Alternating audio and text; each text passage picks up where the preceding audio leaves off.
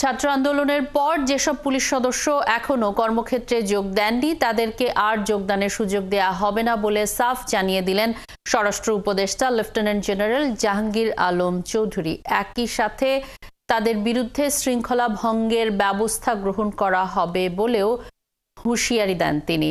সকালে শফিপুরের answer VDP একাডেমিতে BCS answer কর্মকর্তাদের প্রশিক্ষণ সমাপনী অনুষ্ঠানে সাংবাদিকদের প্রশ্নের জবাবে একথা বলেন তিনি।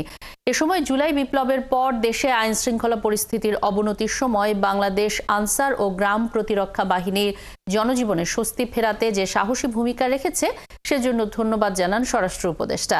অনুষ্ঠানে প্রশিক্ষণ চলাকালে কৃতিত্বপূর্ণ ভূমিকা রাখায় কয়েকজনকে পুরস্কৃত করা হয়।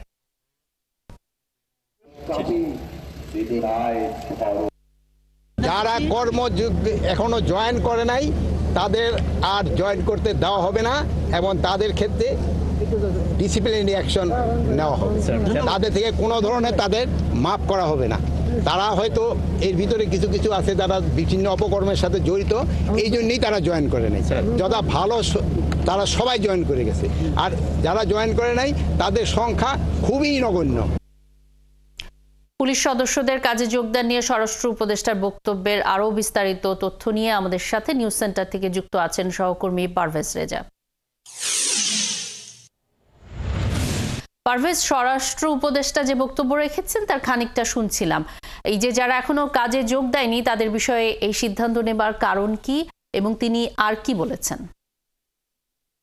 দেখুন, এই সিদ্ধান্তটি কিন্তু এর আগেই প্রথম দফায় যিনি স্বরাষ্ট্র উপদেষ্টা ছিলেন ব্রিগেডিয়ার জেনারেল এম শাকত হোসেন, তিনিও কিন্তু একই ধরনের একটি টাইমলাইন বেঁধে দিয়েছিলেন এবং তার মধ্যে সবাইকে চাকরিতে যোগ দেওয়ার জন্য নির্দেশ দিয়েছিলেন।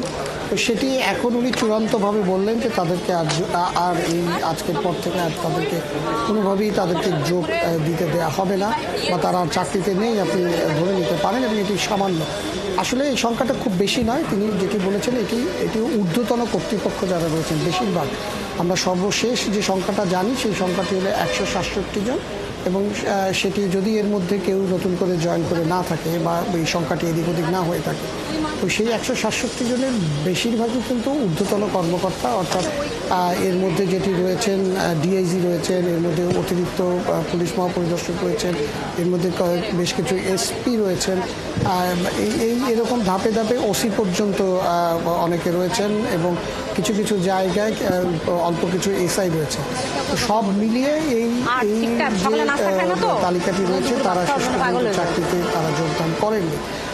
এবং যারা এই ঊর্ধ্বতন কর্তৃপক্ষ রয়েছেন বেশিরভাগ ক্ষেত্রেই তাদেরকে আপনি বুঝতেই পারছেন যে তারা যেই গণহত্যার কথা বলা হচ্ছে, যেই অভিযোগগুলো একের পর এক আসছে, বিভিন্ন জায়গায় মামলা হচ্ছে, বেশিরভাগ ক্ষেত্রেই তারা এইসব মামলায় অনেকেই আসামি হয়েছেন এবং অনেকে নিজেরাই বুঝতে পেরেছেন যে তারা ভবিষ্যতে এই যদি গা ঢাকা না দেন তাহলে তারা নানা ধরনের সমস্যায় পড়বেন, অর্থাৎ আইনি প্রক্রিয়ার মধ্যে তাদেরকে নিয়ে আসতে যাচ্ছেন। এই জন্য অনেকে আসলে পালিয়ে বেড়াচ্ছেন, আপনি যদি কোড আনকোড বলি যে শব্দটা এরকমই, যে পালিয়ে বেড়াচ্ছেন। এবং এই কারণেই তিনি আসলে পুলিশের পক্ষ থেকে সেই তালিকাটি তৈরি করে একটি তারা সর্বশেষ একটি প্রজ্ঞাপন জারি করবেন যে এই কতজন কর্মকর্তা শেষ পর্যন্ত আর চাকরিতে যোগ দেননি এবং তাদেরকে আসলে সরকারি চাকরি বিধিমালা অনুযায়ী তাদেরকে ধাপে ধাপে চাকরিচ্যুত করা হবে। যে তালিকা তৈরি করে যারা এখনো যোগ দেননি একটি প্রজ্ঞাপন হয়তো জারি হবে, সেই সংখ্যাটি কি কোনোভাবে আপনারা জানতে পেরেছেন কিনা এবং এত সংখ্যক যে সংখ্যক পুলিশই এখন পর্যন্ত যোগ দেননি তাতে করে আইন শৃঙ্খলা পরিস্থিতিতে কোনো প্রভাব পড়বে কিনা বা সেটি ঠিকঠাক রাখতে অন্য কোনো বিকল্প ব্যবস্থার কথাও কি ভাবছে কিনা, এ বিষয়ে কোনো তথ্য আছে কি?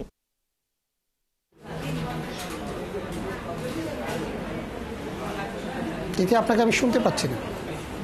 জি, এখন শুনতে পাচ্ছেন? হ্যাঁ তিথি, শুনতে পাচ্ছি না। এখন শুনতে পাচ্ছেন পারভেজ? হ্যাঁ এখন শুনতে পাচ্ছি। জি জি পারভেজ রেজা, সেটি হচ্ছে আমি বলছিলাম যে আপনি বলছেন যে প্রজ্ঞাপন জারি হবে হয়তো বা কত সংখ্যক সদস্য পুলিশে যোগ দেননি, সেই সংখ্যাটি আপনারা কি প্রাথমিকভাবে কোনো তথ্য পেয়েছেন কিনা এবং আইন শৃঙ্খলা রক্ষার ক্ষেত্রে পুলিশের যে ভূমিকা সেটি যেন ঠিকভাবে থাকে, এক্ষেত্রে বিকল্প কোনো ব্যবস্থার কথা কি ভাবছে কিনা স্বরাষ্ট্র উপদেষ্টা, সে বিষয়ে কিছু জানিয়েছেন কিনা?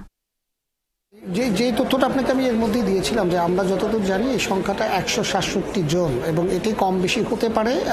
সর্বশেষ আপডেট হয়তো আমরা পুলিশের পক্ষ থেকে আবার জানানো হবে, কিন্তু যেই বিষয়টি হলো যে এতে করে আইন শৃঙ্খলা মানে এটি যদি আপনি বাংলাদেশ পুলিশের প্রায় 1.5 লাখের কাছাকাছি যে পুরো পুলিশের যে জনবল এবং সেই জনবলের ক্ষেত্রে কিন্তু কোনোভাবেই এটি বড় কোনো সংখ্যা না, খুবই ইনসিগনিফিকেন্ট আপনি বলতে পারেন যে যারা চাকরিতে জয়েন করেননি। কাজেই সেই ক্ষেত্রে আইন শৃঙ্খলার বাহিনীর উপরে এটি বড় কোনো প্রভাব ফেলবে বিষয়টি এমন নয়। এরই মধ্যে আপনাকে যেটি আমি বলতে পারি, আপনারা জানেন যে অনেক কর্মকর্তা রয়েছেন যাদেরকে বাধ্যতামূলক অবসরও দেওয়া হয়েছে, অর্থাৎ পুলিশের ঊর্ধ্বতন যে পদগুলো রয়েছে সেখানে একটি শূন্যতা তৈরি হয়েছে। কিন্তু পাশাপাশি আপনি জানেন যে বিগত 15 বছরে রাজনৈতিক কারণে অনেক কর্মকর্তা রয়েছেন যাদেরকে আসলে তাদের যোগ্যতা তাদের দিকটি বিবেচনা করা হয়নি, শুধুমাত্র রাজনৈতিক বিবেচনায় অনেককেই পদোন্নতি দেওয়া হয়নি, পদায়ন করা হয়নি এবং এমন অনেক কর্মকর্তা রয়েছেন যার সহকর্মীরা এরই মধ্যে এডিশনাল আইজি হয়ে গেছেন, কিন্তু তিনি এখন পর্যন্ত এসপি পদে রয়ে গেছেন। এরকম অনেক কর্মকর্তা রয়েছেন যাদেরকে এরই মধ্যে পুলিশে পদোন্নতি দিয়ে তাদেরকে উপরের দিকে ওঠানো হয়েছে এবং তারা বিভিন্ন জায়গায় এখন দায়িত্বে যাচ্ছে এবং সেই কারণেই আপনাকে বলতে পারি যে যেই শূন্যতার কথা বলা হচ্ছে যে বিভিন্ন জায়গায় সেই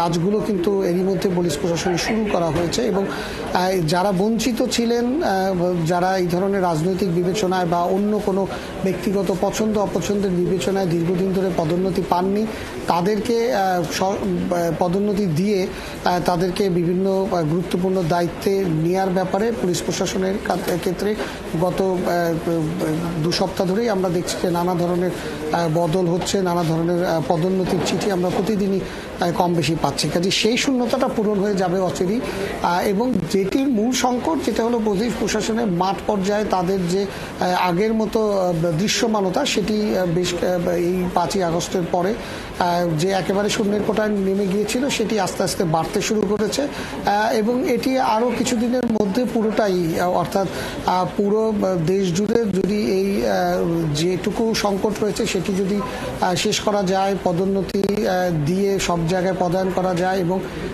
তাদের যে মনোবল এর কথা বলা হচ্ছে বিভিন্ন সময় উপদেষ্টারাও বলছেন, জনগণের দিক থেকেও এটি তাদের যে মোরাল যে জায়গাটি সেটি যে ভেঙে গেছে সেটা জনসাধারণও বলছেন। তো সেই জায়গাগুলো থেকে পুলিশকে আবার অ্যাক্টিভ করে মাঠে নিয়ে আসাটা সেই কাজটা কিন্তু দীর্ঘদিন চলছে এবং যেটি সবাই আশা করছেন যে আগামী কয়েক সপ্তাহের মধ্যেই এটি কাটিয়ে ওঠা সম্ভব। অনেক ধন্যবাদ পারভেজ রেজা, সঙ্গেই থাকবেন আমাদের সাথে। নিউজ সেন্টার থেকে যুক্ত ছিলেন সহকর্মী পারভেজ রেজা।